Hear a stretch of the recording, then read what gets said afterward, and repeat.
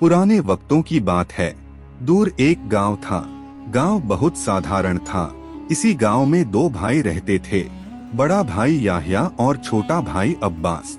दोनों एक ही बाप की औलाद थे, मगर उनके रास्ते और सोच अलग अलग हो चुके थे। याह्या बड़ा था, जिम्मेदार भी।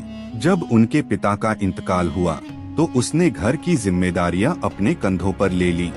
उसने पिता की पुरानी चमड़े की दुकान संभाल ली।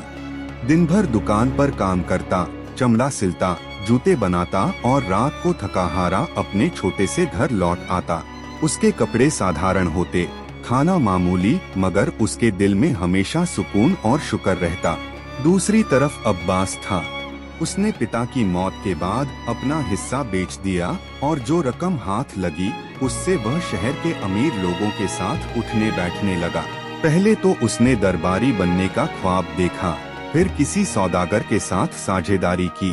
किस्मत उस पर मेहरबान हो गई और जल्दी ही वह शहर के बड़े व्यापारियों में गिना जाने लगा। उसका घर महल जैसा बन गया। ऊंची दीवारें, महंगे कालीन, चमकते झूमर और गुलामों की कतार। यहाँ तक कि दोनों भाइयों के दिलों का फर्क भी साफ नजर आने लगा। याह्या को कभी भाई की दौलत से जलन नहीं हुई, बल्कि वह अक्सर दुआ करता, ऐ अल्लाह मेरे भाई की दौलत में बरकत दे और उसे सलामत रख। लेकिन अब्बास के दिल में घमंड भर गया था। उसे याह्या की गरीबी और सादगी शर्मिंदगी लगती। जब याह्या उसके दरवाजे पर आता तो वह मुंह फेर लेता।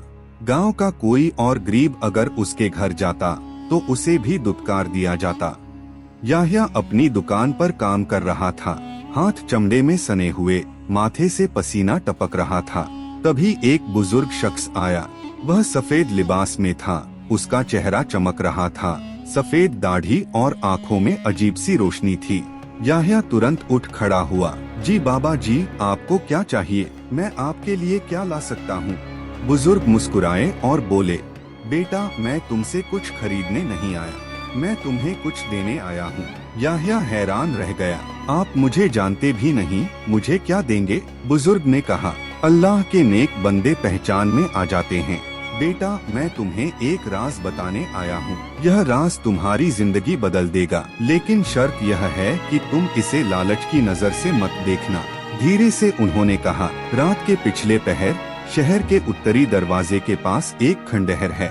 वहाँ एक पेड़ के नीचे मिट्टी खोदना, तुम्हें कुछ मिलेगा। इतना कहकर बुजुर्ग चले गए। याह्या पूरे दिन सोचता रहा कि वह कौन थे, क्यों उसे यह बात बता कर गए। उस रात याह्या को नींद नहीं आई। जब सब लोग सो गए तो वह चुपके से बेलचा लेकर खंडहर की ओर निकल पड़ा। रात का सन्नाटा, चांदनी की हल्की रोशनी और हवा की सरसराहट, उसका दिल धक धक कर रहा था। वह पेड़ तक पहुंचा और खोदाई शुरू की। थोड़ी देर बाद बेलचा किसी सख्त चीज से टकराया। मिट्टी हटाई तो एक संदूक दिखाई दिया। उसने संदूक बाहर निकाला, खोला तो उसमें सोने के सिक्के चमक रहे थे, लेकिन सबसे ऊपर एक सफेद कागज रखा था। उस पर लिखा था, यह तुम्हारा नसीब नहीं, तुम्हारी आजमाइश है। अगर तुम सब्र करोगे तो भलाई पाओगे, अगर घमंड करोगे तो यही तुम्हें गिरा देगा। याह्या कांप उठा। उसने संदूक वापस बंद किया और मिट्टी में दबा दिया। कई दिन तक वह चुप रहा, मगर एक शाम उसने सोचा कि शायद उसका भाई अब्बास उसकी मदद करेगा। वह उसके महल गया और सब कुछ बता दिया।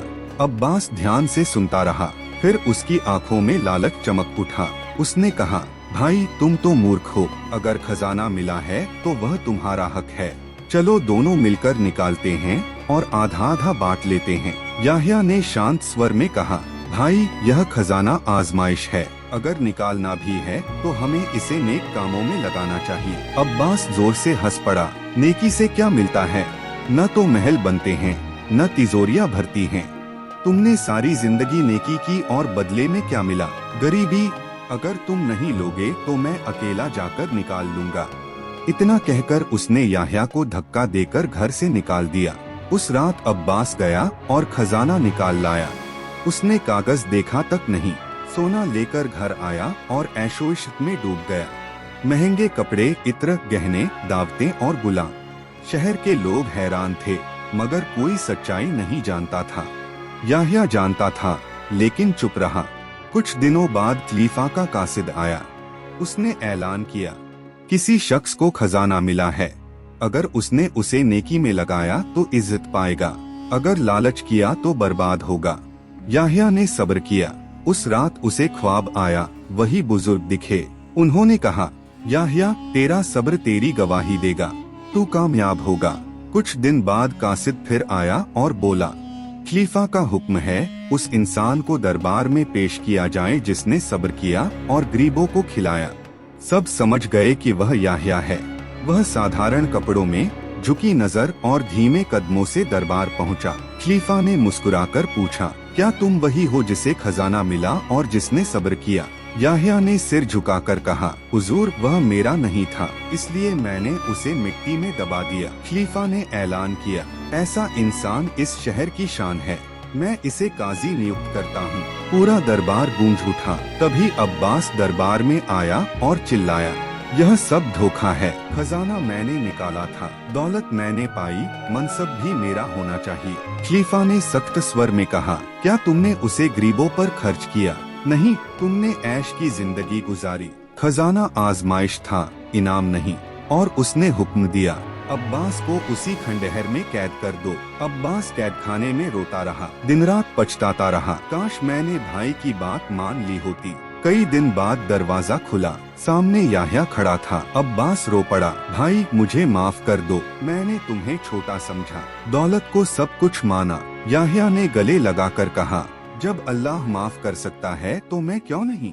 यह सब आजमाइश थी। फिर उसने खलीफा से गुजारिश की और अब्बास को रिहा करा लिया। अब्बास बदल चुका था, उसने सादगी अपना ली और याह्या के साथ मिलकर यतीम खाना बनाया। वहाँ बच्चों को खाना, तालीम और पनाह दी जाती। दोनों भाई लोगों को यह सबक देते, दौलत सब कुछ नहीं होती, असली कामयाबी सब्र, शुक्र और नेकी में है। घमंड हमेशा गिराता है और आज़ी हमेशा ऊंचा करती है। जो इंसान अल्लाह पर भरोसा रखता है, अल्लाह उसकी जरूर सुनता है। दोस्तों, यह थी कहानी अब्बास और याह्या की आजमाइश। अगर आपको यह कहानी पसंद आई हो तो इसे लाइक कीजिए, अपने दोस्तों के साथ शेयर कीजिए और चैनल को सब्सक्राइब करना मत भूलिए।